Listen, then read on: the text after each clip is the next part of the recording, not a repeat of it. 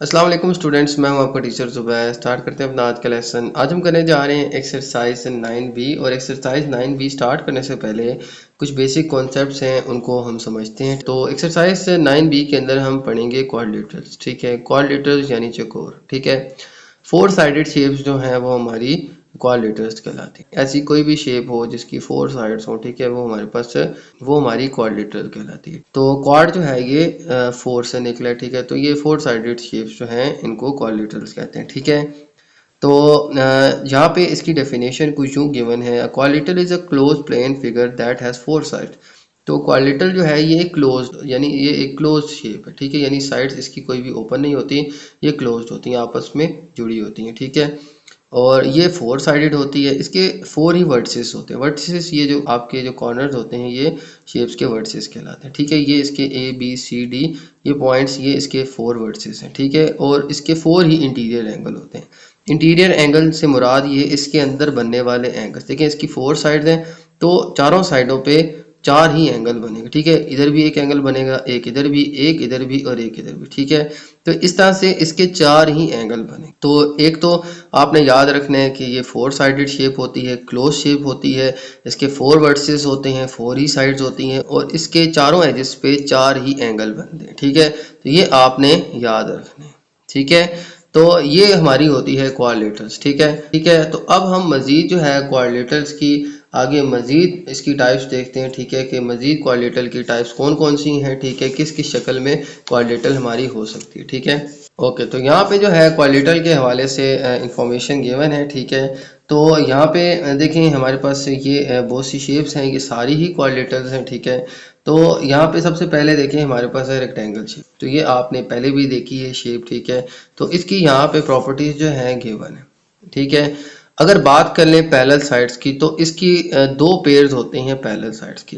ये दो जो हैं ये दो पेयर्स हैं आपस में पैरेलल साइड के, और ये दो आपस में साइड्स हैं पैरेलल। ठीक है, इन दो के पेयर्स ये भी पैरेलल हैं, ये दो जो हैं ये भी आपस में पैरेलल हैं। ठीक है, तो इसमें दो पेयर्स होते हैं पैरेलल साइड के। ये दो एक पेयर बना रही हैं, ये दूसरा पेयर बना रही है। ठीक है, यानी ये साइड इसके पैरेलल होती है और ये इसके पैरेलल होती है। ठीक है, तो यूँ हमारे पास इसकी ये जो साइड्स हैं ये पैरेलल होती है। तो ये जो मार्क हैं ये पैरेलल को शो कर रहे हैं। ठीक है, ओके, इसके बाद देखें तो इसकी साइड्स, क्या इसकी साइड्स इक्वल होती हैं? Opposite sides are equal in length. तो इसकी जो ऑपोजिट आमने सामने जो साइड्स होती हैं ये इक्वल होती हैं, इनकी लेंथ क्या होती है? इक्वल होती है। ठीक है, तो ये आपने याद रखना। फिर इसके बाद इंटीरियर एंगल्स की बात करें तो all angles are right angle triangle. इसके चार एंगल्स होते हैं। ठीक है, ये तो अभी हमने पढ़ा कि क्वाड्रिलेटरल के चार एंगल होते हैं, और चारों के चारों जो हैं इनका एंगल क्या होता है? 90 डिग्री। ये राइट एंगल होते हैं। ठीक है, राइट एंगल मीन 90 डिग्री के एंगल होते हैं। ठीक है, ये यहाँ पे भी 90 बन रहा है, यहाँ पे भी 90 बन रहा है, यहाँ पे भी और यहाँ पे भी। ठीक है, ये आपने बात याद रख। इसके बाद देखें तो डायगोनल्स, ये जो लाइंस आपको नजर आ रही हैं ये क्रॉस में, ठीक है, ये इसके डायगोनल्स कहलाते हैं। The two diagonals are equal in length. इसके डायगोनल जो हैं इनकी एक तो ये लेंथ इक्वल होती है। ठीक है, यानी ये डायगोनल की यहाँ से यहाँ तक जो लेंथ होगी वही लेंथ इस लाइन की भी होगी, इस डायगोनल की भी होगी। ठीक है, तो ये दो डायगोनल्स होते हैं इसके, और इनके दो डायगोनल्स ड्रॉ कर सकते हैं और दोनों की लेंथ हमारी इक्वल होती है। ठीक है, इसके बाद देखें तो diagonal bisect each other i.e. AE equals to EC and BE equals to ED।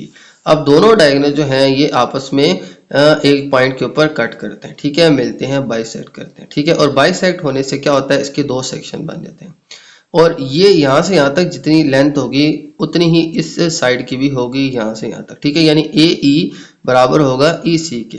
अब ये दोनों डायगोनल्स एक दूसरे को बाइसेक्ट कर रहे हैं। बाइसेक्ट मीन इस दो सेक्शंस में डिवाइड कर रहे हैं। ठीक है, यहाँ से A से E तक और E से C तक। ठीक है, ये सेक्शन इसका इस सेक्शन के इक्वल होगा। ठीक है, इसी तरह से DE इक्वल होगा BE के या EB के। ठीक है, कोई भी आप नाम दे सकते हैं। ठीक है, तो इस तरह से ये सारी प्रॉपर्टीज हैं हमारे पास रेक्टेंगल की, ये आपने याद रखनी है। इसी तरह अब नेक्स्ट है हमारे पास स्क्वायर।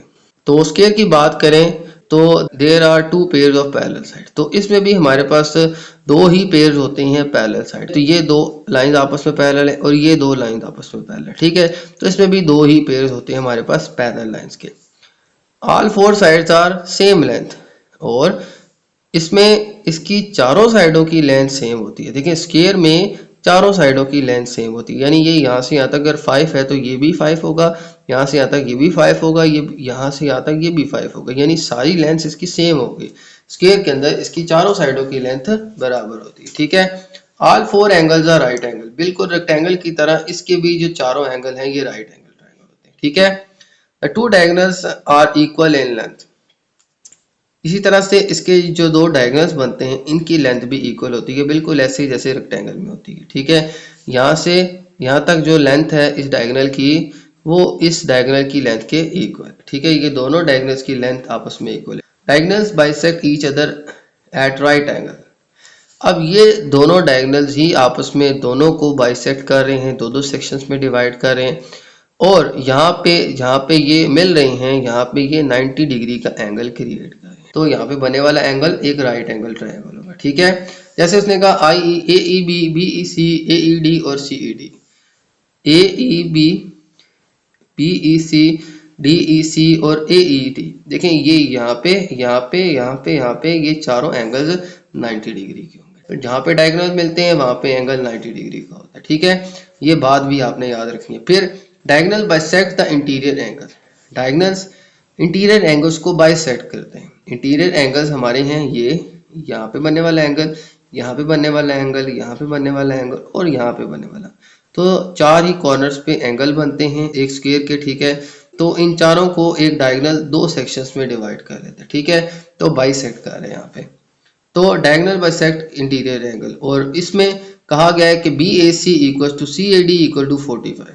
तो ये डायगोनल जब इसके इंटीरियर एंगल को बाइसेक्ट करते हैं तो इसको दो सेक्शन में डिवाइड, देखें ये राइट एंगल ट्रायंगल है, जब इसको बाइसेक्ट करेंगे तो ये 45 के दो एंगल बन जाएंगे, ठीक है। ये टोटल 90 है, तो डायगोनल जब इसको बाइसेक्ट करेंगे तो इसके दो सेक्शन बनेंगे, तो हमारे पास 45 का एंगल यहाँ पे आ जाएगा, ठीक है। तो ये भी बात याद रखनी है आपने कि जब इसके इंटीरियर एंगल्स को बाइसेक्ट किया जाता है तो 45 का एंगल हमारे पास बनता है, ठीक है।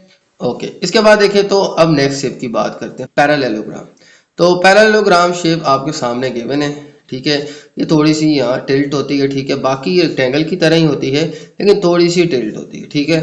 There are two pairs of parallel sides, तो इसके अंदर भी बिल्कुल रेक्टेंगल की तरह दो साइड्स के दो दो पेयर्स होते हैं पैरेलल साइड्स के, ठीक है। ये दो साइड्स आपस में पैरेलल हैं, ये दो साइड्स आपस में पैरेलल हैं। Opposite sides are equal in length, तो इसकी जो ऑपोजिट साइड्स होती हैं इनकी लेंथ बराबर होती है।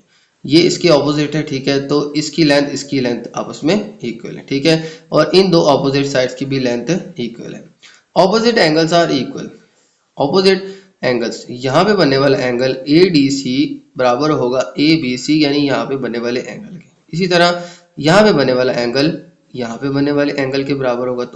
तो ऑपोजिट एंगल्स ये इसके इक्वल होते हैं, ये यहाँ पे बात मेंशन है, ठीक है। तो डायगोनल बाइसेक्ट ईच अदर, तो यहाँ पे इसके डायगोनल्स एक दूसरे को बाइसेक्ट करते हैं, और A E equal to E C, A E C equal है, और इसी तरह से बी ई डी के इक्वल है, बी ई डी के इक्वल है। तो यहाँ पे ये दोनों डायगोनल्स आपस में एक दूसरे को बाइसेक्ट करते हैं, ठीक है। ओके, तो अब चलते हैं नेक्स्ट शेप की तरफ, rhombus. There are two pairs of parallel side, बिल्कुल इसी तरह स्क्वायर की तरह इसके भी दो ही पेयर्स होते हैं पैरेलल साइड्स के, ठीक है। ये लाइन इसके पैरेलल है, ये लाइन इसके पैरेलल है, ठीक है। All four sides are same length, तो बिल्कुल स्क्वायर की तरह एक रम्बस की भी चारों साइडों की लेंथ इक्वल होती है, ये इन सारों की लंबाई इक्वल है, ठीक है। ऑपोजिट साइड्स आर इक्वल, तो इसके ऑपोजिट साइड्स के जो एंगल होते हैं ये इक्वल होते हैं, ठीक है, बिल्कुल ऐसे ही जैसे हमारे पास पैरेललोग्राम के अंदर होते हैं, ठीक है। तो ऑपोजिट एंगल, ये ए के ऊपर बनने वाला एंगल डी ए बी जो है ये बराबर होगा सी के ऊपर बनने वाले एंगल यानी बी ए डी के, ठीक है। ये इसके इक्वल होगा, ये यहाँ पे इसके इक्वल होगा, ठीक है। तो ऑपोजिट एंगल्स यहाँ पे इक्वल होते हैं, यहाँ पे मेंशन भी है, ठीक है। जैसे A D C equal to A B C, ठीक है। तो यहाँ पे बनने वाला एंगल इस एंगल के इक्वल। फिर diagonal bisect each other at right angles, तो इनके डायगोनल जब बाइसेक्ट करते हैं तो यहाँ पे इनका 90 डिग्री का एंगल बनता है, बिल्कुल ऐसे ही जैसे स्क्वायर के अंदर बनते थे, ठीक है।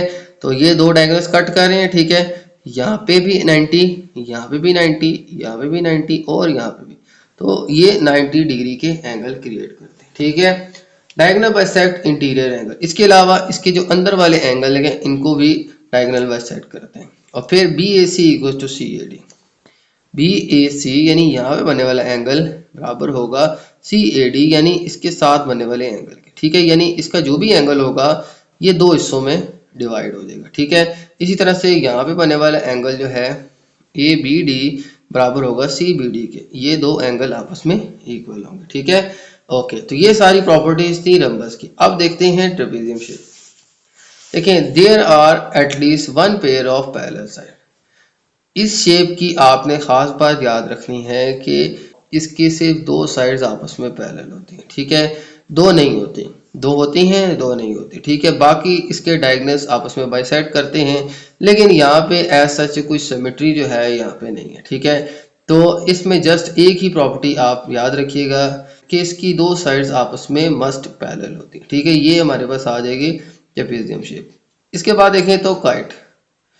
काइट जो है ये आपके सामने शेप है, ठीक है। काइट आपने देखी है अपनी लाइफ के अंदर, जो काइट्स बच्चे जिसको बड़े शौक से उड़ाते हैं, ठीक है। तो ये वही शेप है काइट्स की। द ऑपोजिट साइड्स में भी पैरेलल, इसकी ऑपोजिट साइड्स पैरेलल नहीं होती, ठीक है।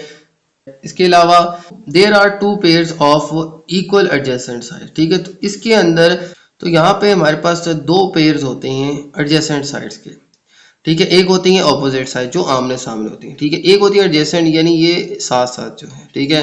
तो ये ए डी डी सी के साथ एक एडजेसेंट साइड्स है, ठीक है। ए डी साइड जो है इसकी डी सी के साथ एडजेसेंट है, ठीक है, यानी मुलक्का है, जुड़ी हुई है। इसी तरह से ए बी जो है ये बी सी के साथ एडजेसेंट है। तो ये दो साइड्स आपस में एडजेसेंट हैं, ये दो साइड आपस में एडजेसेंट, ठीक है। तो ये एक पेयर बन गया, ये दूसरा पेयर बन गया, ठीक है। तो इसमें दो एडजेसेंट साइड्स के पेयर्स होते हैं, ठीक है। इसी तरह से diagonal cut each other at right angle triangle. तो ये जो डायगोनल हैं ये आपस में जब कट करते हैं तो यहाँ पे राइट एंगल ट्रायंगल बनता है हमारे पास, ठीक है। और यहाँ पे जैसे ए ई बी और फिर बी ई सी और A E D, B E C A E D, और फिर इसी तरह से सी ई डी यानी कि यहाँ पे ये सारे 90 के एंगल्स बनते हैं, ठीक है। जहाँ पे ये बाइसेक्ट करते हैं डायगोनल्स वहाँ पे हमारे पास 90 डिग्री के एंगल बनते हैं।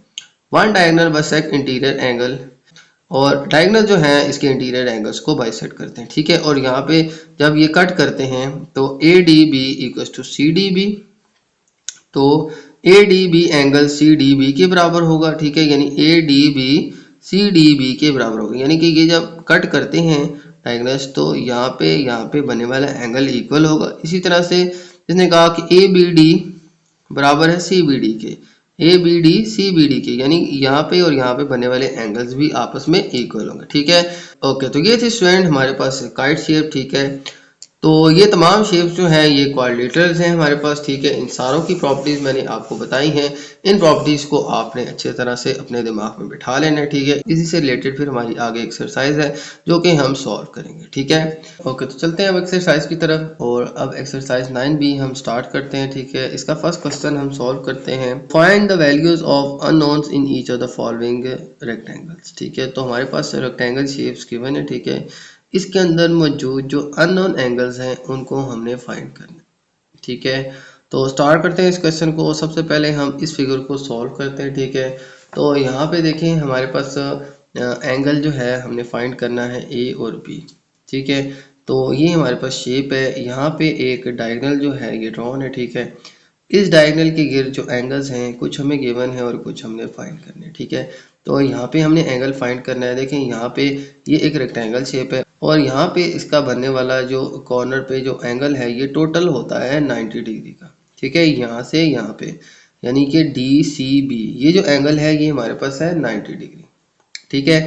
इस 90 डिग्री को स्प्लिट किया गया है 54 और ए के अंदर। तो हम जो है इसको इजीली फाइंड कर सकते हैं इस अननोन ए की वैल्यू को, ठीक है। क्योंकि यहाँ पे हमारे पास एंगल ए प्लस 54, इन दोनों एंगल्स को सम करें, टोटल जो बनता है ये हमारे पास बनता है 90 डिग्री, यानी एंगल ए प्लस 54 इन दोनों को ऐड करें तो हमारे पास आता है 90 डिग्री, ठीक है। अब इससे हम एंगल ए फाइंड कर लेंगे। ये 54 दूसरी तरफ जाके हो जाएगा सब्ट्रैक्ट, तो 90 डिग्री माइनस 54 डिग्री, ठीक है। तो इन दोनों को हम सब्ट्रैक्ट कर लेंगे, ठीक है। तो 90 में से 54 माइनस करेंगे तो आ जाएगा हमारे पास 36 डिग्री। ठीक है, तो ये 36 डिग्री आ जाएगी हमारे पास इस एंगल की वैल्यू। अब देखें तो एंगल ए और बी आपस में दो अल्टरनेट एंगल हैं। ठीक है, मैं रिपीट कर लेता हूँ, यहाँ पे ये अल्टरनेट एंगल है क्योंकि ये लाइन इसके पैरेलल है और ये लाइन इसको कट करी है, तो यहाँ पे बनने वाले ये दोनों एंगल्स अल्टरनेट एंगल्स कहलाएंगे और ये दोनों आपस में इक्वल होते हैं। ठीक है, तो यहाँ पे एंगल बी जो है ये बराबर आ जाएगा 36 डिग्री के। ठीक है, क्योंकि एंगल ए बी के अल्टरनेट एंगल है, क्योंकि एंगल ए बी का एक अल्टरनेट एंगल है, लिहाजा जो ए की वैल्यू होगी वही हमारे पास बी की वैल्यू भी होगी। तो हमारे पास जो बी की वैल्यू है ये भी आ जाएगी 36 डिग्री। ठीक है, ओके, तो ये था इसका फर्स्ट पार्ट। चलते हैं अब इसके नेक्स्ट पार्ट की तरफ। ओके, तो इस क्वेश्चन के अंदर हमने एंगल सी और डी फाइंड करना है। ठीक है, तो बात करें सी की, ये एक ट्राइंगल का हिस्सा है। ठीक है, तो अब यहाँ पे हमें एक एंगल गिवन है, एक हमें अननोन है, थर्ड वन हमने फाइंड करना है। ठीक है, सी हमने फाइंड करना है। यहाँ पे एंगल गिवन नहीं है, लेकिन अगर आप देखें तो ये एक रेक्टेंगल शेप है और रेक्टेंगल शेप के जो वर्टेक्स है इसके ऊपर बनने वाला जो एंगल है ये एक राइट एंगल ट्राइंगल है, यानी कि ये हमारे पास अब 90 डिग्री है। ठीक है, तो ये हमारे पास से 90 डिग्री आए। तब दो एंगल पता चल गए एक ट्राइंगल के अंदर, तो थर्ड वन हम इजीली फाइंड कर लेते हैं। देखिए यहाँ पे ये एक ट्राइंगल बन रही है और हमने लास्ट एक्सरसाइजेस में पढ़ा था कि सम ऑफ एंगल्स ऑफ ट्राइंगल, एक ट्राइंगल के एंगल्स का सम कितना होता है 180 डिग्री।